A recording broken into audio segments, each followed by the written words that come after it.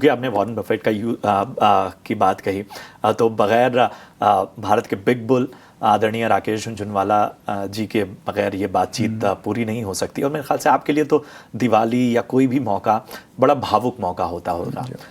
इस पूरी निवेश यात्रा में आप इतने करीब से रहे हैं, क्या चीज़ें हैं जो आपने उनसे सीखी और जो आप हमारे निवेशकों और दर्शकों को तक पहुंचाना चाहेंगे? देखिए, राकेश जी हिंदुस्तान के सबसे जाने माने और पॉपुलर इन्वेस्टर हैं और मेरे हिसाब से वह आने वाली कई पीढ़ियों को इंस्पायर करते रहेंगे।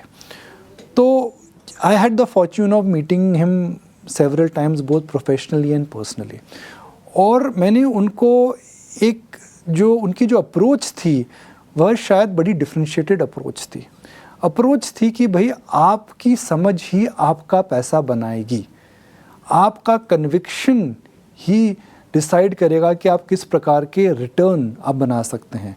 सबसे इम्पोर्टेंट एलिमेंट राकेश जी की जो इन्वेस्टमेंट फ़िलॉसफी में था वह था ऑप्टिमिज्म।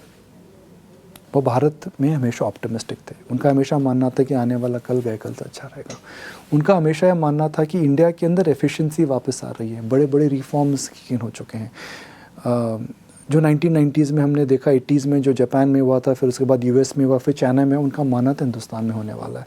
उनका यह मानना था कि इंडिया के अंदर मिडिल क्लास की जो वाइब्रेंसी आ रही है, जिस प्रकार के आधुनिक रिफॉर्म्स हुए हैं, जिसे हम कहते हैं डिजिटल रिफॉर्म, या फिर हम जैसे जैम ट्रिनिटी की बात करते हैं, या डीम्यूचुअलाइजेशन ऑफ स्टॉक मार्केट की बात करते हैं, इंडिया के जो गवर्नेंस स्टैंडर्ड्स थे वर्ल्ड क्लास थे। और यही शायद वह समझ पा रहे थे कि आने वाले कल के अंदर नीड क्या रहेगी।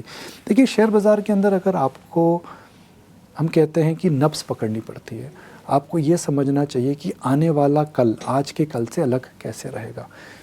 आपको ऐसा बिज़नेस आइडेंटिफाई करना पड़ता है जो कि रेलेवेंट रहे, ऐसा बिज़नेस आइडेंटिफाई करना पड़ता है जो कि और बड़ा हो सके, और ऐसा बिज़नेस आइडेंटिफाई करना पड़ता है कि जो एक प्रमोटर एक अच्छी नीयत से चला रहा है और share holders, minority share holders अगर वो उसमें निवेश कर रहे हैं तो उनका वो इंटरेस्ट रख रहा है। तो राकेश जी ने वही करा, भले टाइटन हो या फिर करूर वैसा बैंक हो, भले लुपिन हो या फिर उनके स्टार हेल्थ जैसे पी इन्वेस्टर्स हो, हर चीज़ में एक बड़ा बुनियादी कारण था।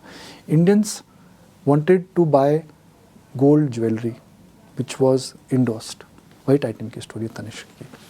स्टार हेल्थ ही बॉट वाई बिकॉज इंडिया में हेल्थ के पेनिट्रेशन लेवल्स इंश्योरेंस से काफ़ी कम थे। लुपिन ही bought because there was a huge generic structure in India which in a sense was changing. तो ऑप्टिमिज्म जहाँ रहता है और जहाँ पर एक बेसिक प्रिंसिपल जो आप फ्रेमवर्क फॉलो करते हैं, good business, longevity, run by decent promoters and the relevance and the need of the business, तो I think you will have a winner on.